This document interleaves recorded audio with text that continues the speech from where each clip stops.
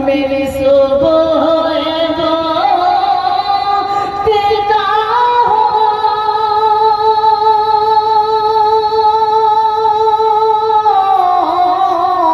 تیری حمد کرتے کرتے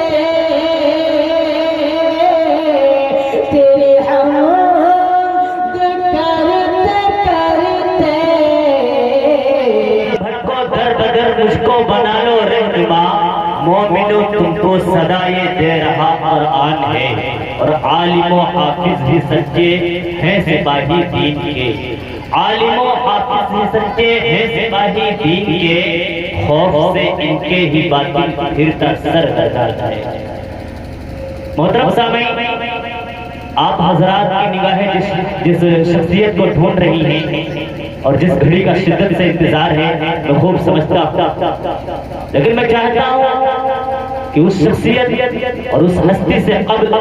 آپ حضرات کے سامنے ایک مقرر بہترین خطیب کو دعوت دیتے ہیں جو آپ حضرات کو محفوظ کریں اور آپ حضرات کو محفوظ کریں جن سے میری مراد جناب حضرت مولانا عبد المنان صاحب قاسمی شراوستی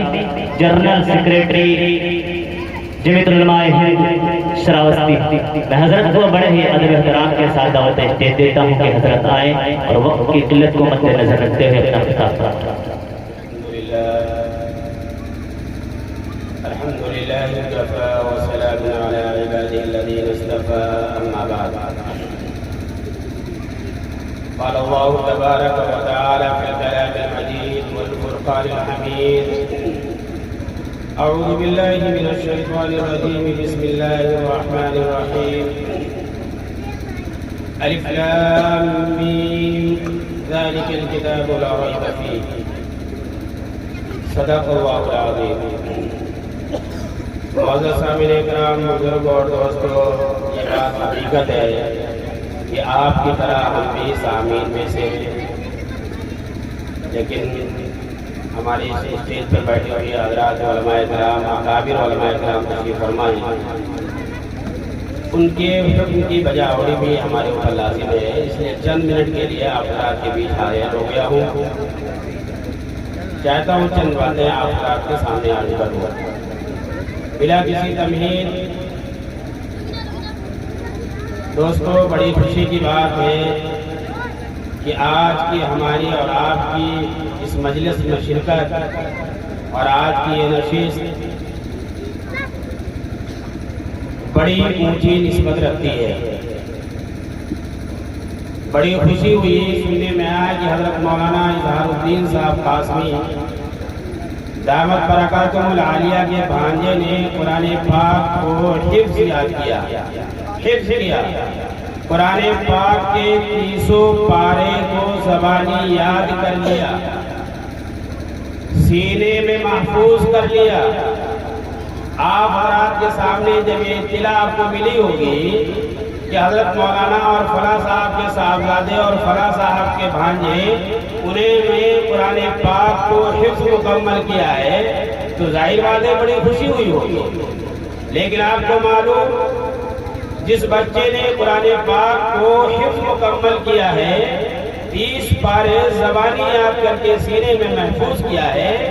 آج سے پہلے کی جو چند سالہ زندگی اس بچے کی گزری ہے وہ کیسی گزری ہے معلوم آپ کو یہ بچہ چھوٹا رہا ہوگا چند سالوں بعد چلنے کے لائق جب ہوا ہوگا ماں باپ نے اس کو مکتب چھوٹے سے گاؤں کے مکتب میں ڈالا ہوگا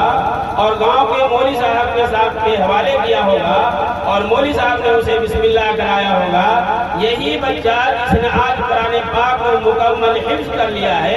تتلاتی ہوئی زبان سے بسم اللہ الرحمن الرحیم کہنا شروع کیا ہوگا اس کے بعد اس مولوی صاحب نے محنت کر کے قاعدہ بغدادی پڑھایا ہوگا نورانی قاعدہ پڑھایا ہوگا پھر آگے بڑھا ناظرہ مکمل کیا پھر اس کے بعد اس سے اونچے استاد نے بہتر اور مناسب سمجھا کہ اس بچے کو قرآن پاک زبانی یاد کرایا جائے اللہ تبارک تعالیٰ کا فضل ہوا احسان ہوا کرم ہوا کہ بچے نے محنت کرنی شروع کی اساتذہ نے محنت کرائی ہوگی اور پھر اس کے بعد کیسی محنت ہوتی ہے آپ کو معلوم یہ بچہ گھر کی غربت میں ہو یا گھر کی امیری میں ہو یہ بچہ جب مدرسہ جاتا ہے زندگی ایسی ہوتی ہے کہ رات کو صبح سونے کے بعد صبح فجر سے پہلے 3 ہی اور 4 بجے کے وقت یہ بچہ سو کے اٹھ جاتا ہے. اب وہ پڑھنا شروع کرتا ہے اس قرآن پاک کو، رٹتا ہے کب؟ جب رات کے اس ٹھنڈی ہوا میں آپ اپنے بستروں پہ سو رہے ہوتے ہیں. آپ کو اگر کوئی جگائے آپ آنکھ کھولنے کے لیے تیار نہیں ہوتے، بستر سے اٹھ کر پیشاب اور پخانے کے لیے جانے کو آپ تیار نہیں ہوتے ہیں. اس وقت یہ چھوٹا بچہ مدرسے میں سوکھی روٹی کھا کر کے جب سو کے صبح اٹھتا ہے، فجر سے گھنٹوں پہلے اٹھ جاتا ہے اور قرآن پاک کی تلاوت کرنا شروع کرتا ہے. ایک ایک آیت، ایک ایک حرف زبانی یاد کرتا ہے. فجر کی اذان ہوتی ہے، نماز پڑھتا ہے، نماز کے بعد پھر تلاوت کے لیے بیٹھ جاتا ہے. مدرسے کی طرف سے ایک نظام ہوتا ہے، آدھا گھنٹے کا 1 گھنٹے کا وقت ملا ہے. اب اس وقت آپ ناشتہ کرو، اپنی دیگر ضروریات سے بھرے ہو جاؤ اور پھر پڑھنے بیٹھ جاؤ. اب وہ پھر 12 بجے دن تک پڑھتا ہے. دوپہر میں کھانا کھائے گا، ظہر کی نماز پڑھے گا اور پھر ظہر کے بعد پھر پڑھنا شروع کر دیا. یہ اس کی سالانہ شب و روز کے اس کی تعلیم کے اوقات ہیں اور دیگر اور اس کی جو ضروریات ہیں، ان تھوڑے سے وقتوں میں اپنی ضروریات کو پوری کرتا ہے. اور بچہ دن اور رات محنت کر کے بڑی مشقتوں کے بعد، بڑی محنتوں کے بعد، اور استاد کا بھی حال یہ ہوتا ہے کہ آپ کا بیٹا ہے، آپ تو رات میں سو گئے تھے اور استاد رات کو اٹھ کر کے آپ کے بچے کو مدرسے کے اندر ہو یا مسجد کے اندر بچے کو لے کر کے اس کا سبق بھی سن رہا ہے، اس کا سبق پارا بھی سن رہا ہے، اس کا آموزہ بھی سن رہا ہے، کبھی ڈانٹتا ہے اور کبھی سمجھاتا ہے. اور وہ بیٹا ان تمام محنتوں کے بعد ایک وقت آتا ہے کہ گاؤں کے سبھی لوگ مل کر کے خوشی مناتے اور کہتے ہیں وہ بچہ جس نے 2 سال 4 سال 6 سال محنت کرنے کے بعد قرآن پاک کو مکمل کیا ہے، آج وہ تمام محنتوں کے بعد ہمیں خوشی دلا رہا ہے. وہ کتاب جس کتاب کو اللہ تبارک تعالیٰ نے اس سے پہلے کسی کو نہیں دیا ہے، اس سے پہلے کسی کو نہیں ملی. اور آج آخری پیغمبر سیدنا حضرت محمد رسول اللہ صلی اللہ علیہ وسلم کو دینے کے بعد 30 پاروں کی شکل میں مجموعی طور پر وہ قرآن پاک اللہ تعالیٰ نے اتنا آسان کر کے دے دیا کہ 5 سال کا 7 سال کا بچہ قرآن پاک کو زبانی یاد کرنا شروع کرتا ہے اور ایک وقت آتا ہے کہ اس پورے قرآن پاک کا مکمل حافظ بن جاتا ہے. دوستو، یہ آپ کے لیے بڑی سعادت کی بات ہے. میں نے آنے کے بعد دیکھا آپ کا علاقہ ظاہری اور مالی اعتبار سے بہت ہی پسماندہ علاقہ ہے. سننے میں آیا کہ یہاں سیلاب آتا ہے تو گاؤں اس کے سب میں آ جاتا ہے، مدارس اور مساجد اس کے سب میں آ جاتے ہیں. اور میں نے یہاں تک سنا ہے کہ یہ علاقہ بھی اتنا پچھڑا ہے، اتنا پچھڑا ہے کہ لوگ دور دور سے آ کر کے یہاں مجلس کو آپ کے بھر رہے ہیں. بڑی سعادت کی بات ہے دوستو. دنیاوی چیزیں آپ کے پاس ہو نہ ہو، آپ کے پاس مال اور دولت ہو نہ ہو، لیکن اس بات کی خوشی آپ کو ضرور ہوگی جس بچے نے قرآن پاک کو مکمل یاد کیا ہے. آج یہ انشاءاللہ میدان حشر میں جب تمام پیشی ہوگی لوگ ہوں گے اور ان کے والدین کے سروں پہ تاج باندھا جائے گا. ظاہر بات ہے آج کی اس خوشی سے کئی گنا زیادہ اس وقت خوشی ہوگی جب بچے کے ماں اور باپ کے سروں پہ تاج باندھا جائے گا، وہ بھی اس وقت اللہ تعالیٰ کی طرف سے ہوگا. یہ نظام تو بچے کا کیا حال ہوگا؟ وہ کتاب دوستو جس قرآن پاک کو پڑھ کر کے یہ بچہ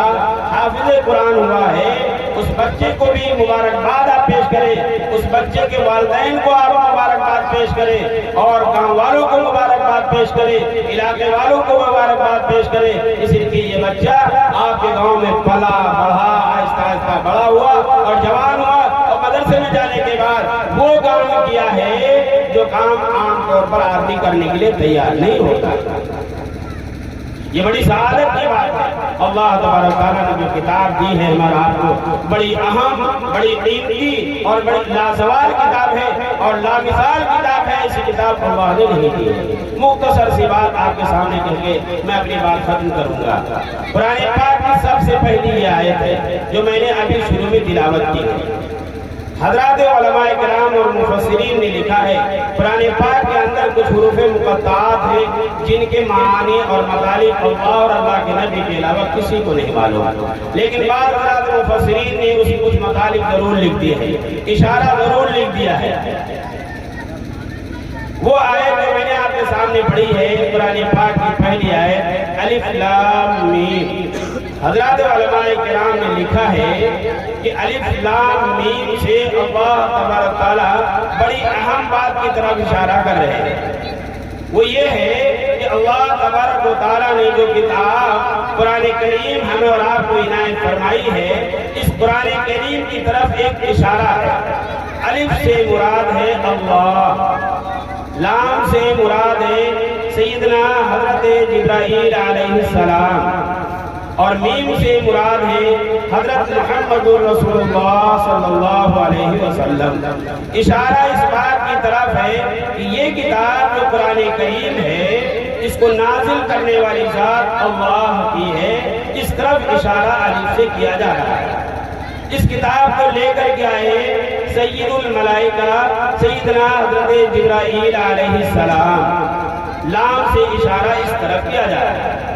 اور میم کا مطلب یہ ہے کہ آخری پیغمبر سیدنا حضرت محمد رسول اللہ صلی اللہ علیہ وسلم پر یہ قرآن کریم یعنی محمد رسول اللہ صلی اللہ علیہ وسلم پر نازل کی گئی ہے۔ ظاہر بات ہے وہ کتاب جس کا نازل کرنے والی ذات اللہ کی ہو اور لانے والی ذات جبرائیل علیہ السلام کی ہو، اور جس پر نازل کی جا رہی ہو وہ شخصیت ہو حضرت محمد رسول اللہ صلی اللہ علیہ وسلم کی، تو ذالک الکتاب لا ریب فیہ، یہ ایسی کتاب ہے کہ اس کے اندر کوئی شک اور شبہ کی کوئی گنجائش بھی نہیں۔ وہ اتنی قیمتی کتاب اللہ تبارک تعالیٰ نے ہمیں آپ کو دی ہے، اور پھر اس کتاب کے حافظ یہ معصوم بچہ جس نے قرآن پاک کو یاد کر لیا ہے، اپنے سینے میں محفوظ کر لیا ہے، اللہ تبارک تعالیٰ سے دعا فرمائیں پروردگار عالم اس بچے کے دفعے، ان کے اساتذہ کے دفعے ہمیں اور آپ کو بھی یہ توفیق نصیب فرما دے کہ ہم بھی اپنے ساتھ ساتھ اپنے بچوں کو بھی قرآن پاک کا حافظ بنائیں، اور قرآن پاک کا حافظ بنانے کے بعد اس کی ایک ایک آیت پر عمل کی توفیق نصیب فرما دے۔ حضرات، اور بیان تو اصل ہمارے حضرت مفتی صاحب کا ہونا ہے، لیکن مفتی صاحب سے پہلے مجھے چونکہ حکم دیا گیا تھا، اس لیے چند منٹ کے لیے آپ حضرات کے سامنے حاضر ہو گیا ہوں۔ آپ حضرات دعا فرمائیں پروردگار عالم پہلے سننے سے زیادہ ہمارا آپ کو عمل کی توفیق نصیب فرمائے، اور پہلے سننے سے زیادہ اس کے بعد ہمارے حضرت مفتی صاحب کا جو بیان ہوگا اس پر جڑ کر کے قریب ہو کر کے اس طرح سے بیٹھے انشاءاللہ۔ حضرات علماء کرام کا ہمارے بعد جن جن کا بیان ہوگا ان کے ایک ایک لفظ کو قیمتی سمجھتے ہوئے سن کر کے اپنے دل و دماغ میں بیٹھا کر عمل کی نیت سے انشاءاللہ یہاں سے جائیں گے۔ اللہ تبارک تعالی ہمارا آپ کو عمل کی توفیق نصیب فرمائے۔ وآخر دعوانا الحمدللہ رب العالمین۔